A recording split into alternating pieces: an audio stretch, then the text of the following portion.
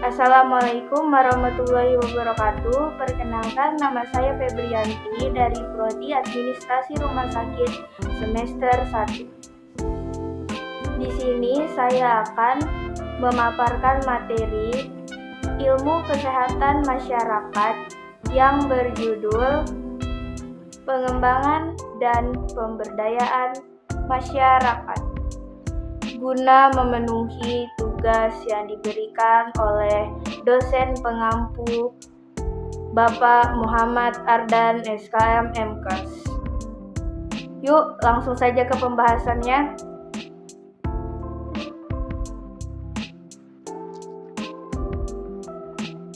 Apa itu pengembangan masyarakat dan pemberdayaan masyarakat? Pengembangan masyarakat adalah suatu upaya mengembangkan sebuah kondisi masyarakat secara berkelanjutan dan aktif, berlandaskan prinsip-prinsip keadilan sosial dan saling menghargai. Para pekerja kemasyarakatan berupaya memfasilitasi warga dalam proses terciptanya keadilan sosial dan saling menghargai melalui program-program pembangunan secara luas yang menghubungkan seluruh komponen masyarakat. Pengembangan masyarakat menerjemahkan nilai-nilai keterbukaan, persamaan, pertanggungjawaban, kesempatan, pilihan, partisipasi, saling menguntungkan, saling timbal balik, dan pembelajaran terus-menerus. Kegiatan pembangunan masyarakat diarahkan untuk membentuk suatu struktur masyarakat yang mencerminkan tumbuhnya semangat swadaya dan partisipasi. Pengembangan masyarakat meliputi usaha memperkokoh interaksi sosial dalam masyarakat, menciptakan semangat kebersamaan, solidaritas di antara anggota masyarakat, dan membantu mereka untuk berkomunikasi dengan pihak lain dengan cara berdialog secara alamiah atau tanpa intervensi. Didasari penuh pemahaman dan ditindaklanjuti dengan aksi sosial nyata. Sedangkan pemberdayaan masyarakat adalah upaya untuk meningkatkan harkat dan martabat golongan masyarakat yang sedang dalam kondisi miskin, sehingga mereka dapat melepaskan diri dari perangkap kemiskinan dan keterbelakangan.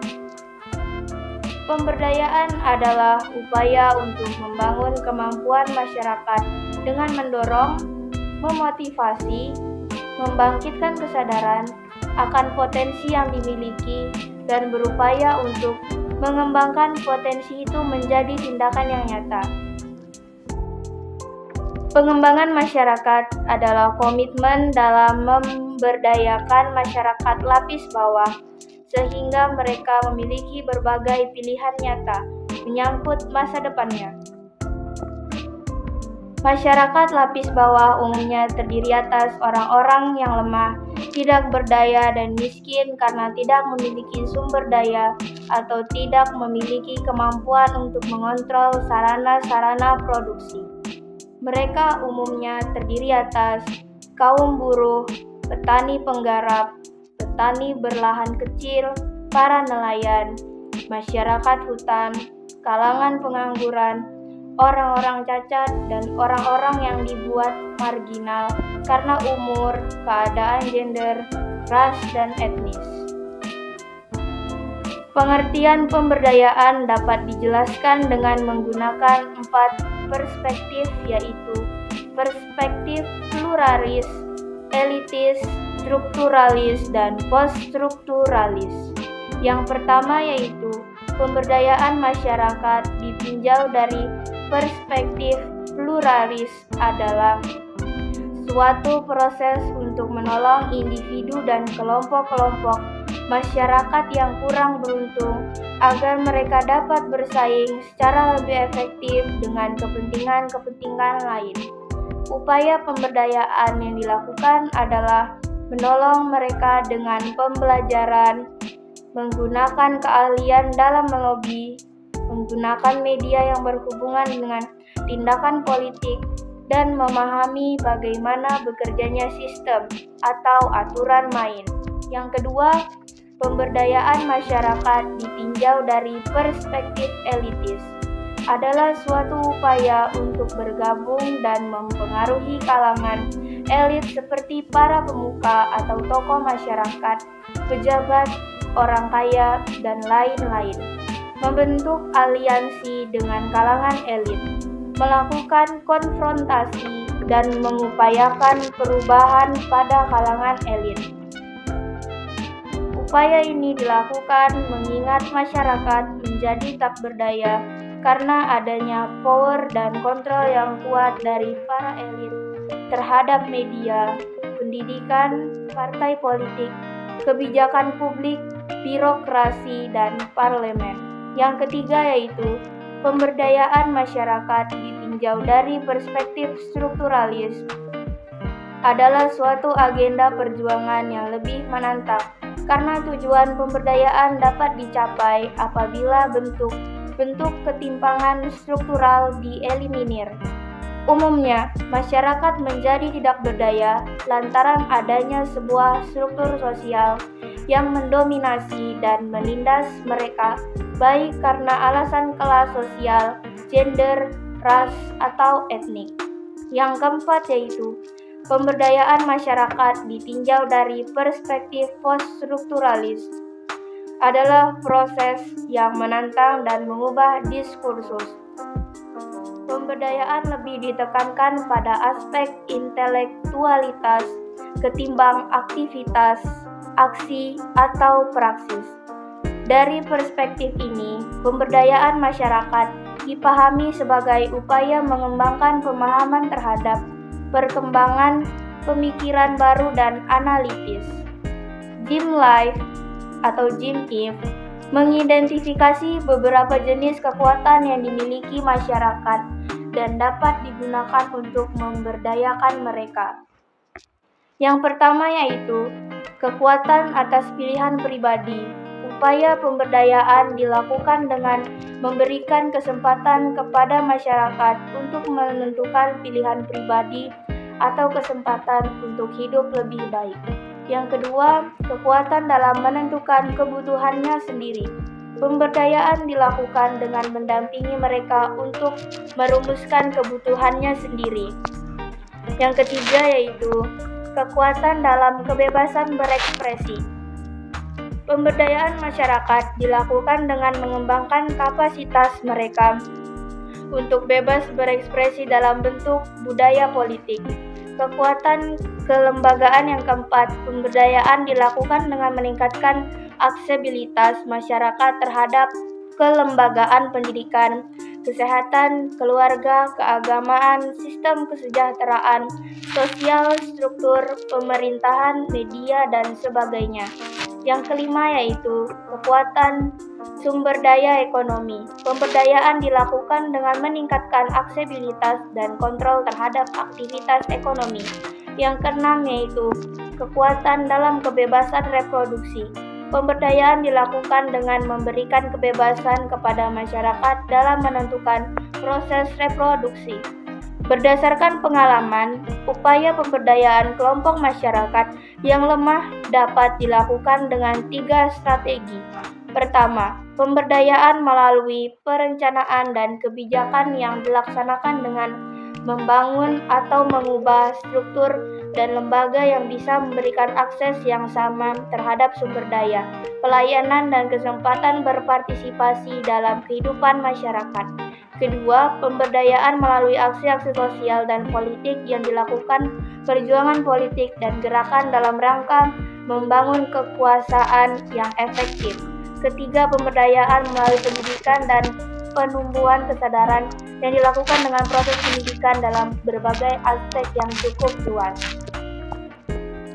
Apa sih tujuan dari pengembangan dan pemberdayaan masyarakat?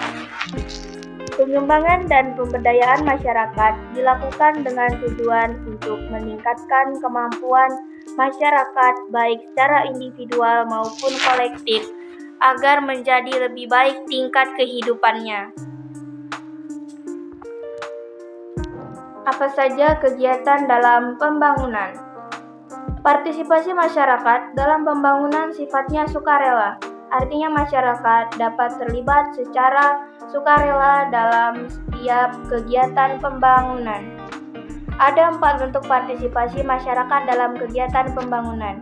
Yang pertama, partisipasi masyarakat dalam pengambilan keputusan untuk membangun daerah. Masyarakat juga memegang peran penting dalam pengambilan keputusan, sehingga hal ini tidak hanya dilakukan pemerintah daerah setempat, melainkan juga turut melibatkan masyarakat. Contohnya mengadakan diskusi tentang pembangunan jalan dan lain sebagainya. Yang kedua yaitu partisipasi masyarakat dalam pelaksanaan pembangunan tidak hanya berpartisipasi dalam pengambilan keputusan. Masyarakat juga turut berpartisipasi dalam pelaksanaan pembangunan. Contohnya turut berpartisipasi dalam pembangunan dengan menjadi tenaga kerja dan lain sebagainya. Yang ketiga, partisipasi masyarakat dalam pemantauan serta evaluasi. Artinya masyarakat juga turut memantau dan melakukan evaluasi terhadap proses pembangunan. Contoh partisipasinya adalah memberikan kritik, saran, serta turut andil dalam mengawasi proses pembangunan agar berjalan sebagaimana mestinya. Yang keempat, partisipasi masyarakat dalam pemanfaatan hasil pembangunan. Setelah pembangunan selesai dilakukan, masyarakat juga harus berpartisipasi dalam hasilnya, yaitu merawat fasilitas umum, menjaganya agar tetap terawat, dan lain sebagainya. Selain itu, bentuk partisipasi masyarakat dalam pembangunan juga bisa dilakukan dengan selalu membayar pajak tepat waktu, tidak merusak fasilitas umum, serta ikut terjun dalam kegiatan pembangunan, kompak dan rela bekerja sama tanpa memperlihatkan perbedaan yang lain, dan sebagainya. Adapun prinsip-prinsip pengembangan masyarakat. Yang pertama yaitu pengembangan masyarakat menolak pandangan yang tidak memihak pada sebuah kepentingan disinteres. Hal ini berbeda dengan pandangan yang berkembang pada kebanyakan akademisi dan profesional yang bekerja didasari pemikiran terhadap pentingnya bersikap objektif dan jujur. Prinsip pengembangan masyarakat yang kedua adalah mengubah dan terlibat dalam konflik. Pengembangan masyarakat bertujuan untuk mengubah struktur yang diskriminatif, memaksa dan menindas di masyarakat.